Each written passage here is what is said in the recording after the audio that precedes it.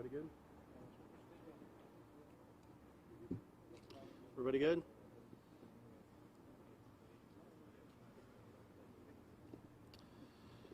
Okay. Good morning, everybody, and thank you for joining us today. Violent crime is skyrocketing in the Austin area. The murder rate, which is the most reliable of all crime statistics, shows that murder is up over 50% in this city just so far this year. When you defund the police, when you relax enforcement of existing criminal law, when you release repeat offenders and violent criminals into our streets, this is exactly what you can expect. The federal government cannot possibly fill the void created by a massive reduction in the Austin Police Department's budget. That dangerous and reckless move inevitably results in more crime, more innocent victims. Its devastating effects are already becoming painfully evident here in Austin. But we simply cannot and we will not stand idly by and watch as violent criminals take over the streets of our communities and harm innocent victims. The men and women behind me represent district attorneys, police chiefs, federal law enforcement leaders, county sheriffs, and military leaders from the Texas National Guard, all here in the Austin area, in our surrounding counties and municipalities. Many of these men and women risked their lives every day to protect our communities, as do the officers, deputies, agents, and assistants that they supervise. We are all standing together before you today to say to our community, both to those who follow the law and those who refuse to do so, that we will do everything we can to protect innocent life, interrupt violence, and restore peace to our neighborhoods. Despite the challenges of the coronavirus and the unfair and overbroad vilification of the law enforcement community, we remain undaunted in our commitment to protect the residents here in Central Texas and throughout the entire Western District of Texas. Operation Undaunted represents our commitment to combat violence and restore peace to this community. There are four main components or pillars to this initiative. Each one draws on the partnership between federal, state, and local law enforcement, as well as prosecution authorities. The first pillar involves increased use and exploitation of NIBIN. NIBIN stands for the National Integrated Ballistics Information Network. We will focus the power of NIBIN on aggressively investigating shooters, the most violent offenders in our communities. NIBIN is an investigative tool that compares ballistic evidence gathered from crime scenes and recovered firearms to reveal linkages between offenders and violent crimes. It shouldn't surprise anyone here or anyone listening that violent drug dealers, armed robbers, and gang members who fire their weapons on our streets often do so more than once. Linking these incidents is an important step in identifying the worst offenders and criminal organizations and getting them off of our streets. Operation Undaunted brings together federal, state, and local law enforcement assets to exploit these NIBIN leads and cooperatively investigate related incidents to arrest and prosecute shooters. The second pillar of Operation Undaunted focuses on incorrigible repeat offenders who fail to rehabilitate. You know, sometimes people do deserve a second chance, and we're not blind to that in any way, shape, or form. But far too often, criminals are getting 5, 6, 7, and sometimes many more chances. The revolving door of the criminal justice system allows these hardened criminals to return to the streets and commit new crimes. We will work with the local district attorneys, Texas anti-gang centers, and law enforcement agencies in our communities to prosecute the offenders who simply refuse to stop committing violent crime. We are committed to identifying these repeat offenders, including those who reoffend after being released on bond or who continually commit acts of domestic violence and present an ongoing danger to their victims, and we will prosecute them federally where appropriate. The third pillar of Operation Undaunted is the aggressive federal prosecution of qualifying robberies. Again, not surprisingly, sometimes robberies go bad and people are hurt and even killed. Our federal prosecutors will work with law enforcement to identify the most serious and the most violent of these crimes, particularly robberies in which a firearm is used, serial robberies committed by gangs, cartels, or robbery crews, robberies of federal firearm licensees like gun stores, and robberies spanning multiple jurisdictions. These cases, too, will be prosecuted to the fullest extent of the law. The fourth pillar of Operation Undaunted is engagement with military authorities to address violent crime that takes place on military bases. Adhering to all the relevant legal limitations, military and civilian law enforcement will work to investigate violent crime that occurs within the jurisdiction of the military. Operation Undaunted will ensure enhanced cooperation between our partners on military bases and will once again focus on the worst of the worst violent offenders in an attempt to stem the surging violent crime rate. We are resolutely united in our desire to reduce the violent crime rate. I would like to demonstrate to you and to our community just how broad a spectrum of law enforcement you have in front of you today.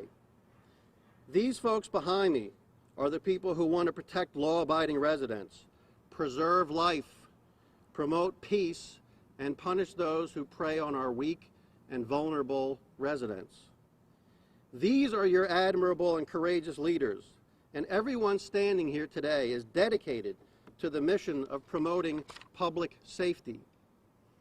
These leaders and the officers and agents who work for them are out in the streets during the threat of COVID, working under increasingly difficult circumstances, often without necessary resources to protect you and your loved ones. Despite unprecedented challenges, these leaders are all here today to demonstrate their commitment and the commitment of their organizations to the communities we serve and the protection of our right to live in a society where violent crime is simply not tolerated. I'm going to introduce each one of these folks sort of in categories. For district attorneys, we have Sean Dick, the Williamson County District Attorney, and Tanya Allsweed, who represents the 452nd Judicial District, is the representative of that district.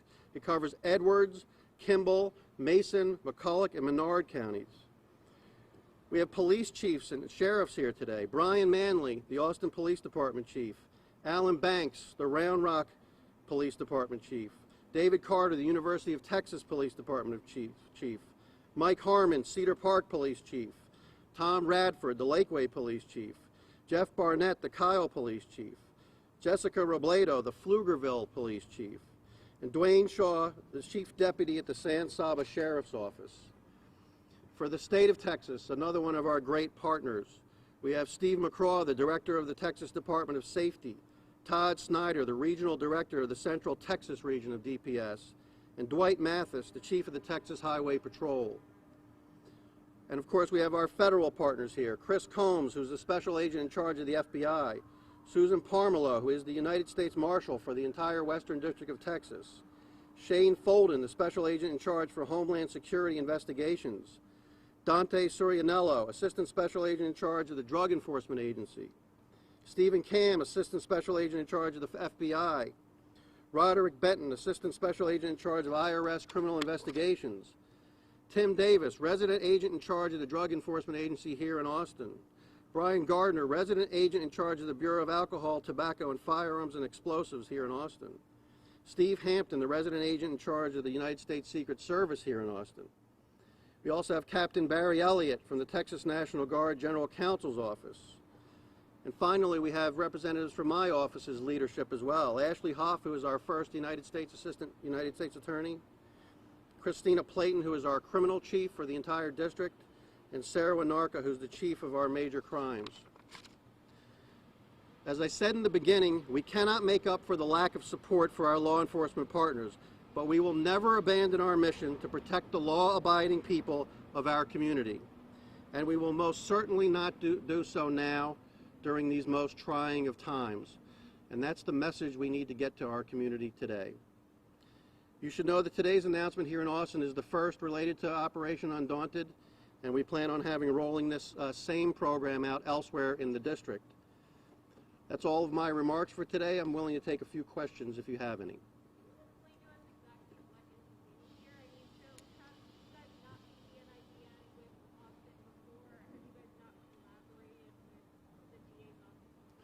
No, we actually have very good relationships with the DA's office here in Austin currently, and we do use NIBIN here, but we are going to enhance its use, and its use can be maximized.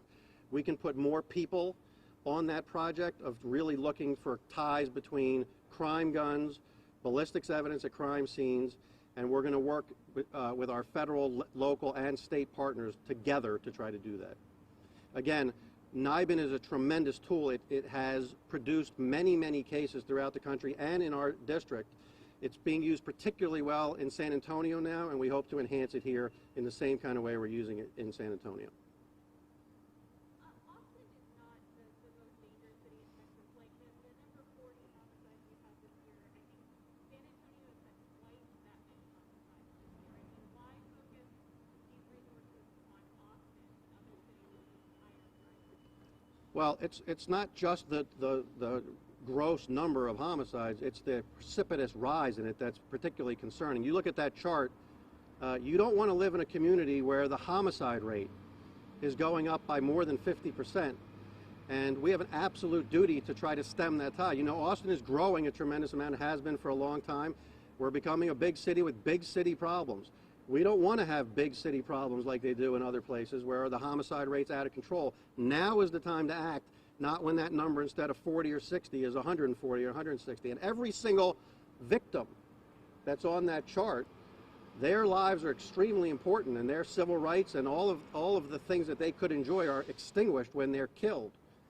And so we have an absolute obligation to make sure that that graph doesn't go up, it goes down.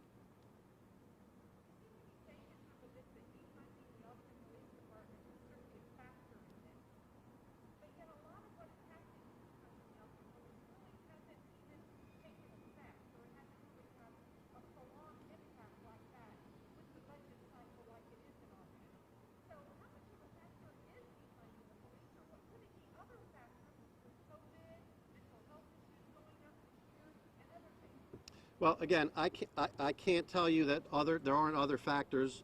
There may very well be, including, like I said, the fact that Austin's population is going up so much, and we're starting to see people from other cities come to Austin and commit crime here. But you certainly cannot argue that at a time when that is taking place, that gutting the police department's budget is going to do anything to move that crime rate down. That graph needs to go down, not up.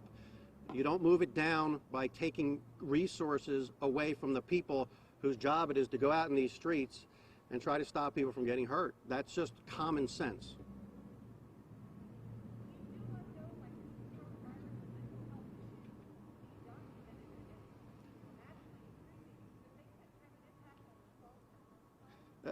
I wouldn't be surprised if they did, although if you think about it, with everyone in their houses, crime rate probably should go down.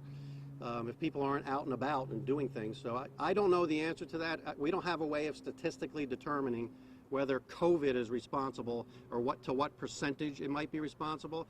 But I know if you take police officers off the street and you don't allow them to do their job, crime will go up, and particularly violent crime will go up. You know, people wake up in the morning, some people, not many, but some, wake up every day and their job is to commit crime. If they're violent drug dealers, if they're part of a robbery crew, if they're part of a gang, their job, like you get up in the morning to do your job, is to commit crime. The only thing that stops them from doing that is the police. And when they're not out there, they don't have the sufficient funds and resources to do their job, those folks who wake up in the morning to commit crime succeed. I'll take one more question. Yes, ma'am.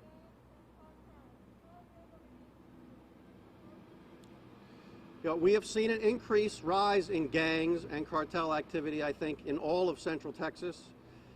Certainly, robbery crews is something that's particularly affecting the community now. And you're seeing, you probably have reported on stories where multiple commercial establishments have been robbed, and they're being robbed over and over and over again. And these robberies are getting increasingly violent. We're seeing firearms in more and more of them.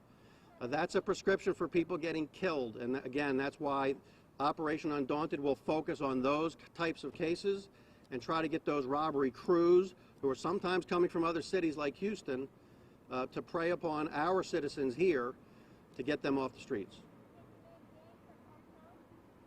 Gangs and cartels are here. I'm not going to get into the specifics of what we're currently investigating. I can tell you that many of the folks behind me are hard at work on gang-related and cartel-related activities every single day. Last question. Yes, sir.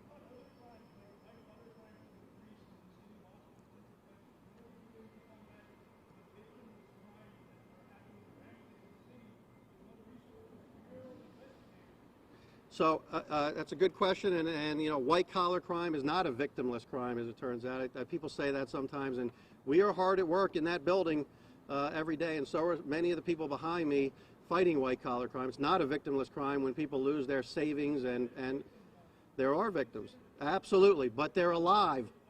But they're alive, and again, I'm not suggesting we will stop, and we won't. We will continue to work other categories of cases. We have enough resources in the federal government to be able to do that. This is a partnership. This is all the people behind me working together to solve violent crime and try to stop that graph from continually going up. And that's the most important thing we can do for this community, is stop people from getting hurt and killed. Thank you very much. Appreciate all your time.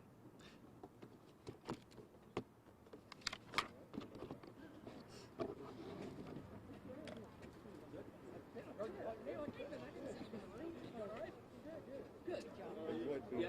Well, we're obviously,